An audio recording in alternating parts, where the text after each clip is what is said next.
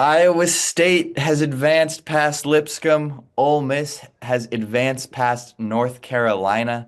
They will meet in the second round of March Madness in Milwaukee. My name's Guy. I'm with Riley. Riley, let's start off with Iowa State. Dominant win against Lipscomb. What are you looking for them to keep doing against Ole Miss to get a win? I want to see Milan Momcilovic keep up this current hot streak he's on. We talked about this in their recap of the Lipscomb game, but it's the third time this month where he's hit four threes in a game, really shooting the ball well down the stretch, making good on his pedigree. And I think he's one of the wings that can swing this matchup when you see, who's getting the better of like him and Dre Davis, for instance, or any of the Mackie Murrell or Davon Barnes, any of the guys who are going to be playing like the three or even up to the four if you want to include like Jamin Brakefield for Ole Miss can like because both Brakefield and Davis or Davis in particular is coming off a really good game against UNC. Who wins that individual matchup there? And yeah, can like I think with Iowa State in particular, they need Momcilovic to be the best wing on the court. Again, going back to the injury concerns, going back to knowing they won't have Keyshawn Gilbert for this one. I'm shocked you didn't just mention Taman Lipsey and Sean Padula in that matchup because, I mean, well, they have very different play styles, but they look almost exactly the same just on the court. Both of them have the headbands. Hmm. They're about the same size build. I'm looking for Taman Lipsey to carry Iowa State to, I mean, not carry them, but find good passing lanes, see what you can work with Joshua Jefferson. We talked about him in the recap as well. Just such a dynamic player. And if you're Sean Padula, if you're an Ole Miss fan, you're just looking for Sean Padula to put up 20, 25, hit some threes, hit a dagger like he did against UNC, and not turn the ball over as much as he did. He was getting a little bit of his pocket picked by Elliot Cadeau. Taman Lipsy will do that a lot more than Elliot Cadeau will do. So you've got to avoid that at all costs. But you know, it's I'll be curious to see how Ole Miss offensively tries to avoid that. Yeah, I'm with you completely on that. I think that'll be, you mentioned some of these individual matchups I think will be really intriguing, whether it's, Davis versus Momcilovic or whether it's Lipsy versus Padula, who wins kind of the one-on-one bouts.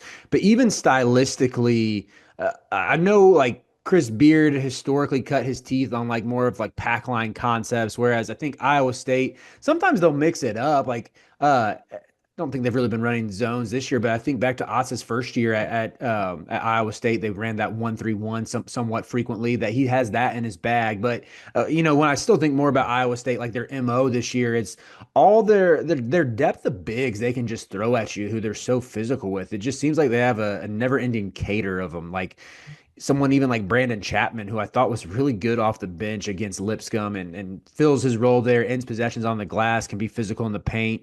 Joshua Jefferson, I think, is probably one of the better front court defenders in the sport. And Deshaun Jackson is just a space eater who can block a ton of shots. I think that's where I would say they even have the advantage here, even though Ole Miss has been playing some solid defense recently.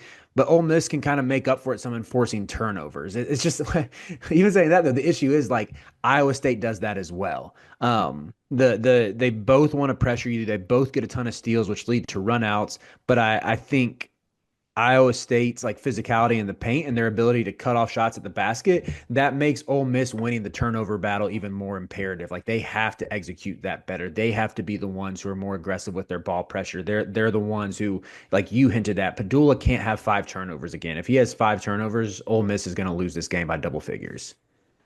Yeah, and I mean, Iowa State is an elite team at forcing turnovers, but we have to see them make the most out of them. We've seen games this year where they haven't. You'll recall they turned BYU over 29 times earlier this year, and BYU won the basketball game. That being said, I think if this Ole Miss team plays how they did against North Carolina, especially in the second half, but throughout the whole game, really, if we see a similar performance, I think Iowa State wins this one pretty handily. Maybe not quite double digits, but these teams do a lot of things similarly, even when it comes down to just like how their point guards look on the court and Hmm. that sort of archetype. And I think Iowa State just does it better. I think if Keyshawn Gilbert is playing for Iowa State, I don't think this is nearly as much of a conversation as it is now. But I still think that if you are Ole Miss, you need a good game from Dre Davis, and you need a good game from one of Morrell, uh, Brakefield, just Hmm. one of the other guys, Malik Dia even, because you know Curtis Jones is going to get his, and you know that some combination of Tamin Lipsey, Milan Momcilovic, Joshua Jefferson, Deshaun Jackson even, and Nate Heisey will put a bunch of points up on the board. Hmm. You just got to stop them, and you got to counter it with your own guys. And I mean, Dre Davis just put up a generational shooting performance for him. I mean, okay, that's a bit much, For but his standards, yeah, yeah, yeah, for for sure. his That's fair to standards, it was say. a great performance, and you would love to see him repeat that. You would feel a lot better about your chances if you could count on that going in. Yeah, I think Davis and Padula to me are the ones who feel a little more constant. You know what you're going to get out of them from a nightly basis. Even Dia, I think Dia has been largely productive throughout conference play. Once he figured out his role, once he got more comfortable and like adjusted to the level of competition, has been someone who he's good to give you 10 points, night in, night out, crash the glass hard and everything. Um, it's funny though when you look at like just the point averages for this Ole Miss team. It's like Brakefield, Murray, like even Davis. I feel like he's a little more reliable than those others just because he's a starter. But Murrell's in the same category. They all average like right at 10 points per game. To where there seems like a solid floor, but at the same time you kind of need a couple of them to overachieve in this one. And Brakefield is the key in my opinion. I think when you look at what an impact he made in that Tennessee game, if you think about these physical style defenses that want to pressure you, but also are going to just siphon off the paint with size. Brakefield with his ability to, if let's say if they slide him down to the five or they have him or even at his more traditional four position, he has the height to shoot over bigs who he's bringing out of the paint. And moreover, I think particularly in that Tennessee game, he showed really good touch like around the basket, kind of getting into the mid range and everything. And you're trying to find someone who's going to be able to score through that size and do so with a little bit of versatility more than just like being physical and trying to draw fouls and everything. And yeah, he's someone to me where it's like if he has the disappearing act, like he's had several times this year, only 6 points against Auburn, only took 4 shots that game. Iowa State could be in some trouble here. Excuse me, Ole Miss could be in some trouble because yeah, Yeah, I mean, this is a really good Iowa State team, and they're getting slept on nationally. A lot of it is because of the injury to Keyshawn Gilbert, but just in general, and I keep saying Keyshawn Gilbert, and that is how important of a player he is to them. But this team getting slept on doesn't sit right with me because they are a very good team. They have when everyone was healthy, they were a top two, top three team in the country pretty yeah, much unanimously. And they've been dealing with injuries all year. This is the healthiest they've been since like Maui, I want to say. And even then, they weren't 100% healthy. They're missing one rotational player, which is as good as it's gotten for them, which is an unfortunate th thing because I think this team could have been really, really special if everyone had been healthy, especially all year. Um, in that Big 12 that wasn't as good as last year. I mean, obviously they had the loss to Auburn and Maui, but I think they mm-hmm, could have ran the table in the Big 12. I get that that's a lot to ask with Houston, but mm-hmm, we wouldn't put it past, I wouldn't put it past them to win 6 games in the tournament.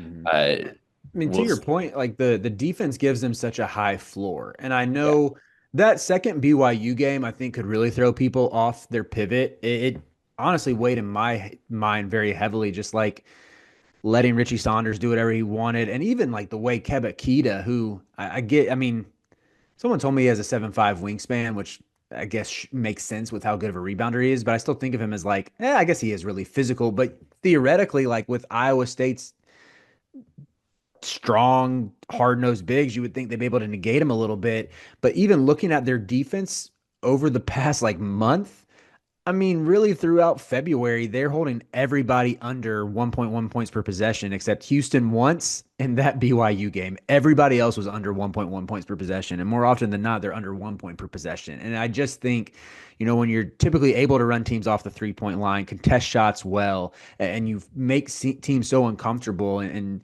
take away passing lanes and everything and force them to beat you one on one, like it just gives you such a high floor in the tournament to where I'm very hard pressed to pick against Iowa State this game, especially seeing what Momcilovic and Curtis Jones just did against Lipscomb.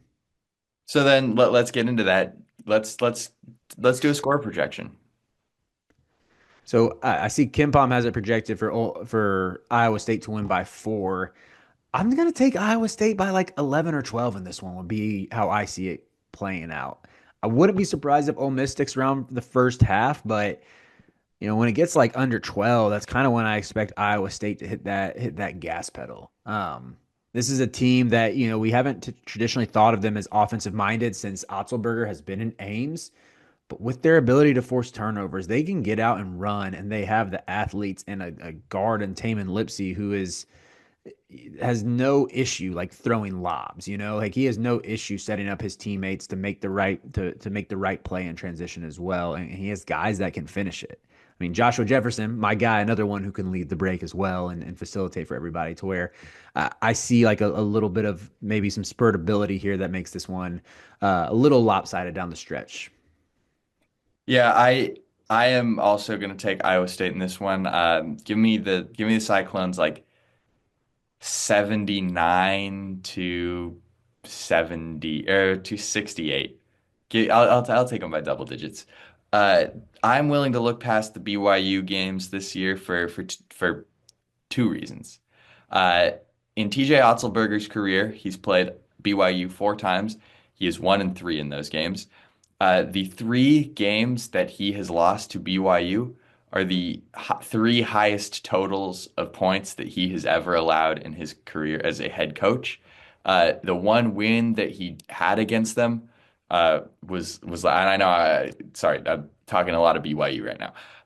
The win that he had against them last year was a very low scoring game, 68-63. So when he's allowing BYU to score, he loses to them. I don't think that this Ole Miss offense is going to put up as much as BYU does. We saw BYU played Ole Miss this year. Ole Miss won overtime. San Diego, interesting game, but I don't think that this Ole Miss team is able to eat into what Iowa State does as much. Mhm. I feel really confident in them after watching this game against Lipscomb, and I think that we will come on this recap talking about Iowa State going into the second weekend. Um, and here's the thing, no matter what happens, if we're right about Iowa State, if we're wrong about Iowa State, if we're not right about anything, and this game goes into overtime 3 times and gets one on a buzzer beater, Riley and I will be back here breaking it all down on Sunday night. So make sure you subscribe to the Sleepers Media channel so you don't miss that or every single March Madness game, which we are previewing and recapping. It is March, and that means that March Madness is upon us. And if you are looking for a place to play, Underdog Fantasy has you covered. Sign up and deposit using code SLEEPERS, that's code SLEEPERS, to receive up to $1,000 in bonus credit plus a free pick. Head over to Underdog Fantasy today and use promo code SLEEPERS to take advantage of this amazing offer.